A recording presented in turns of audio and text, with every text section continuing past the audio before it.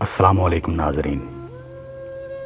کچھ لڑکیاں سب سے بے نیاز اپنی اداؤں سے سب کو گھائل کرتی مدرسہ عزیزیہ کے سامنے سے گزر رہی تھی کہ حضرت شاہ محمد اسماعیل رحمہ اللہ کی نظر ان پر پڑ گئی۔ حضرت نے اپنے ساتھیوں سے پوچھا، یہ کون ہیں؟ ساتھیوں نے بتایا کہ یہ طوائفیں ہیں اور کسی ناچ رنگ کی محفل میں جا رہی ہیں۔ حضرت شاہ صاحب نے فرمایا، اچھا یہ تو بتاؤ کہ یہ کس مذہب سے تعلق رکھتی ہیں؟ انہوں نے بتایا کہ یہ دین اسلام ہی کو بدنام کرنے والی ہیں، اپنے آپ کو مسلمان کہتی ہیں۔ شاہ صاحب نے جب یہ بات سنی تو فرمایا، مان لیا کہ بد عمل اور بد کردار ہی صحیح، لیکن کلمہ گو ہونے کے ناطے ہوئی تو ہم مسلمانوں کی بہنیں ہی، لہٰذا ہمیں انہیں نصیحت کرنی چاہیے، ممکن ہے گناہ سے باز آ جائیں۔ ساتھیوں نے کہا، ان پر نصیحت کیا خاک اثر کرے گی، انہیں نصیحت کرنے والا تو الٹا خود بدنام ہو جائے گا۔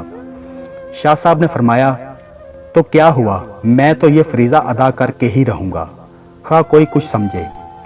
ساتھیوں نے عرض کیا، حضرت آپ ان کے پاس جانا کرینے مصلحت نہیں ہے، آپ کو پتہ ہے کہ شہر کے چاروں طرف آپ کے مذہبی مخالفین جو آپ کو بدنام کرنے کا کوئی موقع نہیں چھوڑتے۔ آپ نے فرمایا، مجھے ذرا بھر پرواہ نہیں، میں انہیں ضرور نصیحت کرنے جاؤں گا۔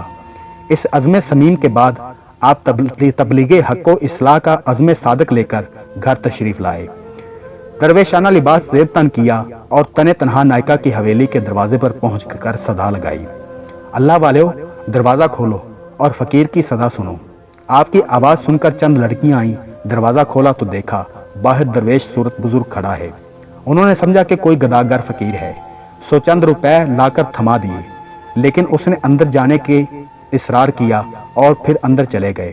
شاہ صاحب نے دیکھا کہ چاروں طرف شمعیں اور کندیلے روشن ہیں، طوائفیں طبلے اور ڈھولک کی تھاپ پر تھرک رہی ہیں، ان کی پازیبوں اور گھنگروں کی جھنکار نے عجیب سما باندھ رکھا ہے۔ جو ہی نائکا کی نگاہ اس فقیر بے نوا پر پڑی، اس پر ہیبت طاری ہو گئی۔ وہ جانتی تھی کہ اس کے سامنے فقیرانہ لباس میں گداگر نہیں بلکہ شاہ اسماعیل کھڑے ہیں، جو حضرت شاہ ولی اللہ کے پوتے اور شاہ عبدالعزیز شاہ رفیع الدین شاہ عبد القادر کے بھتیجے ہیں۔ نائکا تیزی سے اپنی نشست سے اٹھی اور احترام کے ساتھ ان کے سامنے جا کھڑی ہوئی، بڑے ادب سے عرض کیا، حضرت آپ نے ہم سیاہ کاروں کے پاس آنے کی زحمت کیوں کی؟ آپ نے پیغام بھیج دیا ہوتا تو ہم آپ کی خدمت میں حاضر ہو جاتی۔ آپ نے فرمایا، بڑی بھی تم نے ساری زندگی لوگوں کو راگ و سرور سنایا ہے، آج کچھ دیر ہم فقیروں کی صدا بھی سن لو۔ جی سنائیے، ہم مکمل توجہ کے ساتھ آپ کا بیان سنیں گی۔ یہ کہہ کر اس نے تمام طوائفوں کو پازیبیں اتارنے اور طبلے ڈھولکیاں بند کر کے واز سننے کا حکم دے دیا۔ وہ ہمتن گوش ہو کر بیٹھ گئیں۔ شاہ اسماعیل رحمہ اللہ نے حمائل شریف نکال کر سورہ التین تلاوت فرمائی۔ آپ کی تلاوت اس قدر وجدانی، آفریں اور پرسوز تھی کہ طوائفیں بے خود ہو گئیں۔ اس کے بعد آپ نے آیات مبارکہ کا دلنشین دھرواں ترجمہ بیان فرمایا۔ یہ خطاب زبانوں کا نہیں، کانوں کا نہیں خطاب تھا، بلکہ یہ دل کا دلوں سے اور روح کا روحوں سے خطاب تھا۔ یہ خطاب دراصل اس الہام ربانی کا کرشمہ تھا جو شاہ صاحب جیسے مخلص دردمندوں اور امت مسلمہ کے حقیقی خیرخواہوں کے دلوں پر اترتا ہے۔ جب طوائفوں نے شاہ صاحب کے دل نشین انداز میں سورت کی تشریح سنی تو ان پر لرزہ طاری ہو گیا، روتے روتے ان کی ہچکیاں بند گئیں۔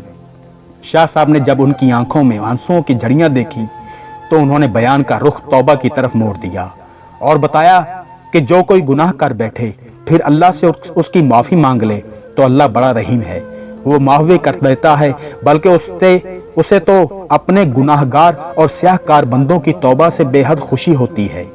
آپ نے توبہ کے اتنے فضائل بیان کیے کہ ان کی سسکیاں بند گئیں۔ کسی ذریعے سے شہر والوں کو اس بات کی خبر ہو گئی، وہ دوڑے دوڑے آئے اور مکانوں کی چھتوں، دیواروں اور چوکوں اور گلیوں میں کھڑے ہو کر بات سننے لگے۔ تا حد نگاہ لوگوں کے سر ہی سر نظر آنے لگے۔ شاہ صاحب نے انہیں اٹھ کر وضو کرنے اور 2 رکعت نوافل ادا کرنے کی ہدایت کی۔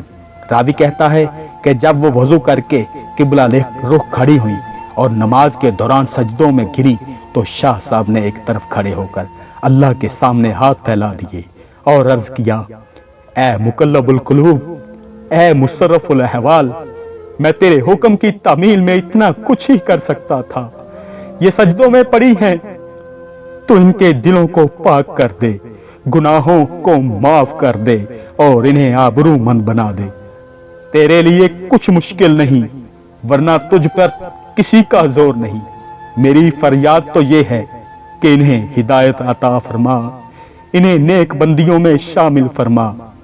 उधर शाह साहब की दुआ खत्म हुई और इधर उनकी नमाज। वो इस हाल में उठी कि दिल पाक हो चुके थे।